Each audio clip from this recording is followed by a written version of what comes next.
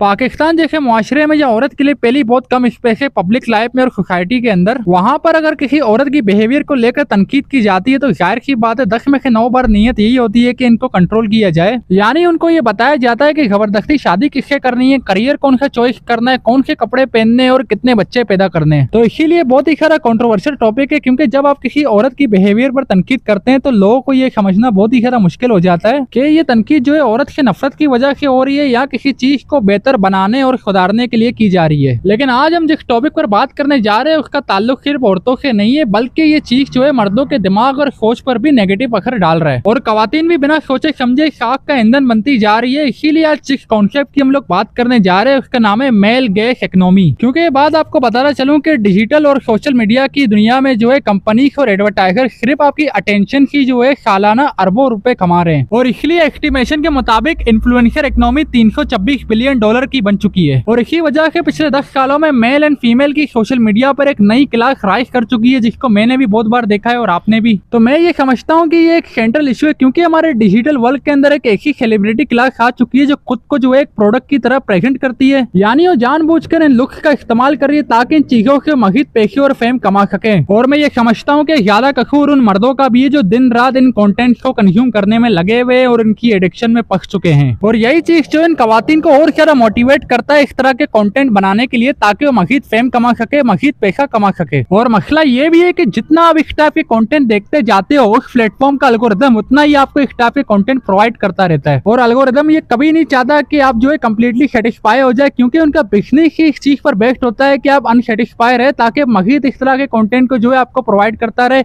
मजीद आप कंज्यूम करते रहे, मजीद जो है स्क्रॉलिंग करते रहे। और आपको ये बता दूं कि सोशल मीडिया मर्द की सेक्सुअल अटेंशन को जो है एक हाईली मोनेटाइजेबल चीज बनाकर प्रेजेंट करता है, क्योंकि एक 10-15 सेकंड की रील के अंदर जिसके अंदर लड़की डांस कर रही होती है, लिपसिंग कर रही होती है और जानबूझकर जो है अपनी विमेन अट्रैक्टिवनेस दिखाती है, तो जो एंगेजमेंट इस 10-15 सेकंड की रील पे आती है वो दुनिया का कोई भी लेक्चर, कोई भी फिलोसॉफिकल कन्वर्सेशन इसकी 1% भी बराबरी नहीं कर सकता जो एंगेजमेंट ये 10-15 सेकंड की रील लेकर आती है। यानी ये एक ऐसा बिजनेस है, एक ऐसा ट्रेड बन चुका है जिसमें फीमेल बॉडी फीचर्स को भेजा जा रहा है और इसको खरीदने वाली जो चीज है, इसको बाय करने वाली चीज है वो है मेल अटेंशन। और आपको ये बताना चलूं कि 2024 एक रिपोर्ट है जो इंस्टाग्राम और स्ट्रीमिंग प्लेटफॉर्म पर बेस्ड है, वो ये बताती है कि जो फीमेल इन्फ्लुएंसर है वो मेल के मुकाबले खुद को ज्यादा सेक्सुअलाइज करते हैं ताकि मजीद एंगेजमेंट और रेवेन्यू जनरेट कर सकें। और साथ ही साथ आपको ये भी बता दूं कि जो खवातीन जो है इंटेलेक्चुअल और हार्ड वर्किंग कंटेंट बनाती है, एल्गोरिदम उनको जमीन पे गिरा देता है। और डेटा ये भी बताता है कि आजकल का मर्द जो है एक हफ्ते के अंदर 1500 और 2000 के ज्यादा खवातीन देख लेता है,